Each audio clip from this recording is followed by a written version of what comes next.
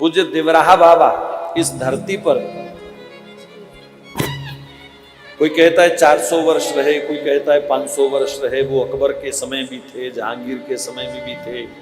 अभी शरीर छोड़े कोई ज्यादा समय नहीं हुआ, 20-25 साल ही हुए हैं शायद।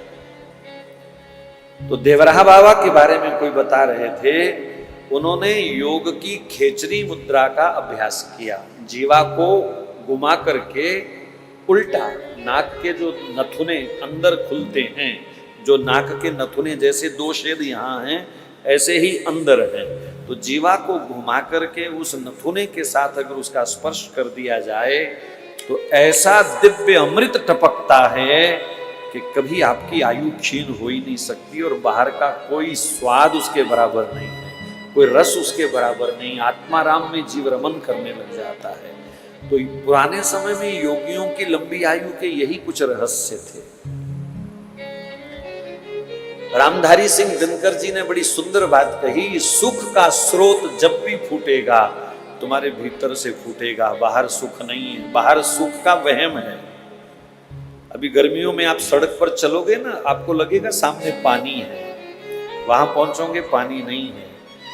रेगिस्तान में हिरण ऐसे ही मर जाता है, वो गर्म वायु के कारण पतली लेयर हवा की बनती है, वो जल जैसी दिखाई देती है, और हिरण पानी समझ करके वहां तक दौड़ के जाता है। वो फिर थोड़ी और दूर दिखाई देती है, फिर वो वहां दौड़ के जाता है, फिर पानी नहीं है, फिर और दूर दिखाई देती है। ऐसे ही भागते भागते वो मर जाता है। यही हाल हम लोगों का है, वहां सुख है, वहां सुख है, वहां सुख है, दौड़ते दौड़ते अस्पताल पहुंच जाते हैं, फिर मर जाते हैं। सुख कहां है? सुख तुम्हारे भीतर है। वाणी में कहा, मन तू ज्योत स्वरूप है, अपना मूल पछाण। तू ज्योत स्वरूप है, वो आनंद की ज्योत तेरे भीतर जो जल रही है, कभी उसका चिंतन कर। अपने राधा माधव को हृदय में, हृदय रूपी निकुंज में बिठा करके उन्हें लाड लड़ा, देख कैसा आनंद आता है। पूज्य राधा बाबा शुरू में बहुत जिद करते थे, मैं वृंदावन जाऊंगा, वृंदावन जाऊंगा। भाई जी उन्हें मना कर देते थे, अरे रुको यार, रुको, काय को जा रहे हो वृंदावन। क्योंकि पूज्य भाई जी जानते थे कि वृंदावन की लीला चिंतन में यहाँ राधा बाबा की ऐसी दशा हो जाती है कि इन्हें संभालना मुश्किल हो जाता है। तो वहां जाकर के इनको कौन संभालेगा? वहां तो विरह अनुवाद से ये पागल हो जाएंगे, तो पत्थरों से टक्कर मार मार करके सिर फोड़ लेंगे भगवान की विरह में। तो कौन इन्हें संभालेगा? तो हर बार टाल देते, अभी नहीं, अभी नहीं, थोड़े दिन रुको, मैं स्वयं व्यवस्था करूंगा। तो राधा बाबा रोज सुबह उठते, भाई जी महाराज मेरी टिकट बना दो वृंदावन की, मेरी टिकट बना दो वृंदावन की। तो वो टाल मटोल कर देते। एक दिन सुबह सुबह उठे, बोले आपने तो हमारी टिकट नहीं बनाई, हम जा रहे हैं, हम जा रहे हैं वृंदावन। तो भाई जी ने कहा, तुम्हें वृंदावन का रास्ता पता है? बोले और कोई पता हो ना हो, पर वृंदावन का रास्ता तो पता कर ही लूंगा, अब मैं रुकने वाला नहीं हूं। जैसे तैसे भाई जी ने उस दिन भी उनको रोक लिया। बोले रुको, अगर इतनी जिद है तो मैं टिकट बनाता हूं, व्यवस्था करता हूं। रात को स्वयं भगवान उनके समक्ष स्वप्न में प्रकट हो गए। बोले कहां जाना चाहते हो? वृंदावन। क्या करोगे? बोले आपका दर्शन। तो भगवान ने कहा, भाई जी मेरा ही स्वरूप है।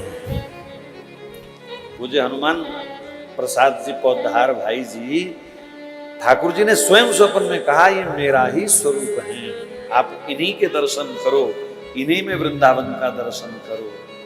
और फिर राधा बाबा ने वृंदावन जाने की जिद छोड़ दी। मैंने ये उदाहरण सिर्फ इसलिए दिया कि जब हृदय में गुरुजनों की कृपा से वृंदावन प्रकट हो जाता है तो फिर वास्तविक सुख आपको यहीं से प्राप्त होना।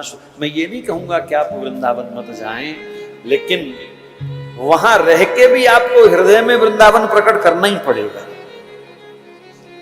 क्योंकि स्थूल वृंदावन का दर्शन बाहर होगा, पर सूक्ष्म वृंदावन का दर्शन तो भीतर ही हो सकता है, वो बाहर नहीं हो सकता।